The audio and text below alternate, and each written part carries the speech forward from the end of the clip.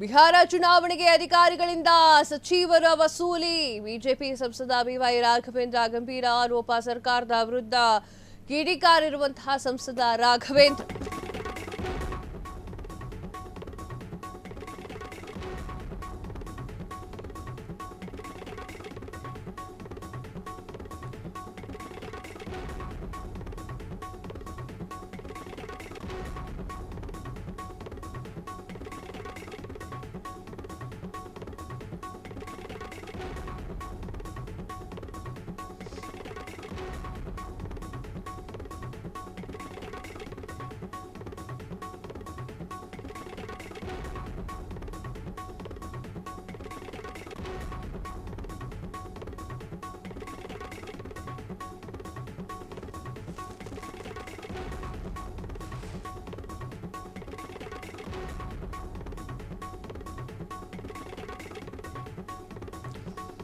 ಬಿಹಾರ ಚುನಾವಣೆ ಅಧಿಕಾರಿಗಳಿಂದ ಸಚಿವರು ವಸೂಲಿ ಅಂತ ಹೇಳಿ ಬಿಜೆಪಿ ಸಂಸದ ಬಿವೈ ರಾಘವೇಂದ್ರ ಅವರ ಗಂಭೀರ ಆರೋಪ. ಸರ್ಕಾರದ ವಿರುದ್ಧ ಕಿಡಿಕಾರಿರುವಂತಹ ಸಂಸದ ರಾಘವೇಂದ್ರ ಸಚಿವರು ಚುನಾವಣೆಗೆ ಫಂಡ್ ಗಳಿಸಬೇಕನ್ನುವಂತಹ ಲೂಟಿ.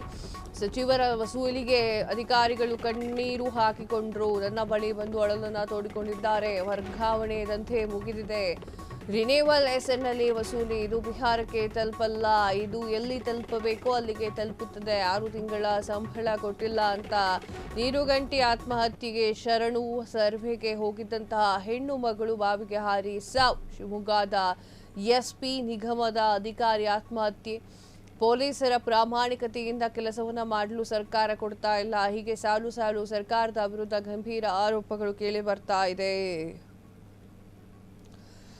ಬಿಹಾರ ಚುನಾವಣೆಯಲ್ಲಿ ಅಧಿಕಾರಿಗಳ ಸಚಿವರು ಹಣ ವಸೂಲಿ ಮಾಡ್ತಾ ಇದ್ದಾರೆ ಅಂತ ಹೇಳಿ ಸಂಸದ ಬಿವೈ ರಾಘವೇಂದ್ರ ಅವರು ರಾಜ್ಯ ಸರ್ಕಾರದ ವಿರುದ್ಧ ಗಂಭೀರ ಆರೋಪವನ್ನು ಮಾಡಿದ್ದಾರೆ. ಈ ಕುರಿತು ಮಾತನಾಡಿದ್ದಾರೆ.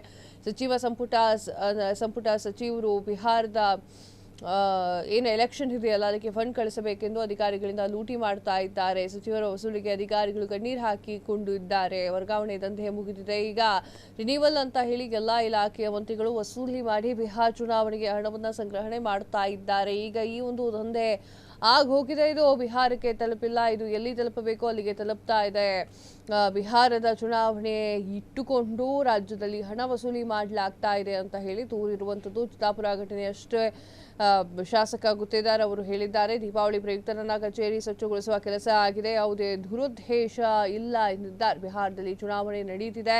ಅಲ್ಲಿ ರಾಹುಲ್ ಗಾಂಧಿ ಅವರು ಪಾದಯಾತ್ರೆಯನ್ನ ಮಾಡ್ತಾ ಇದ್ದಾರೆ. ಇದಕ್ಕೆ ಪೂರಕವಾಗಿ ದಾಖಲೆಯನ್ನ ಹುಡುಕ್ಲಿಕ್ಕೆ ಅವರು ಹೈಕಮಾಂಡ್ ಹೇಳಿದ್ದೇನು ಗೊತ್ತಿಲ್ಲ ಅನ್ನುವಂತಹ ವಿಚಾರವನ್ನ ತಿಳಿಸಿರುವಂಥದ್ದು. 6 ತಿಂಗಳ ಸಂಬಳವನ್ನು ಕೊಟ್ಟಿಲ್ಲ ಅಂತ ಹೇಳಿ ನೀರುಗಂಟಿ ಆತ್ಮಹತ್ಯೆಗೆ ಶರಣಾಗಿರುವಂಥದ್ದು. ಸರ್ವೆಗೆ ಹೋಗಿದ್ದಂತಹ ಹೆಣ್ಣು ಮಗಳು ಕೂಡ ಬಾವಿಗೆ ಹಾರಿದ್ದಾರೆ. ಇಂತಹ ವಿಚಾರ ನನಗೆ ಯಾವುದು ಕೂಡ ಗೊತ್ತಾಗ್ತಾ ಇಲ್ಲ ಅಂತ ಹೇಳಿ ಶಿವಮೊಗ್ಗದ ಎಸ್ಪಿ ನಿಗಮದ ಅಧಿಕಾರಿ ಆತ್ಮಹತ್ಯೆ ಮಾಡಿಕೊಂಡ.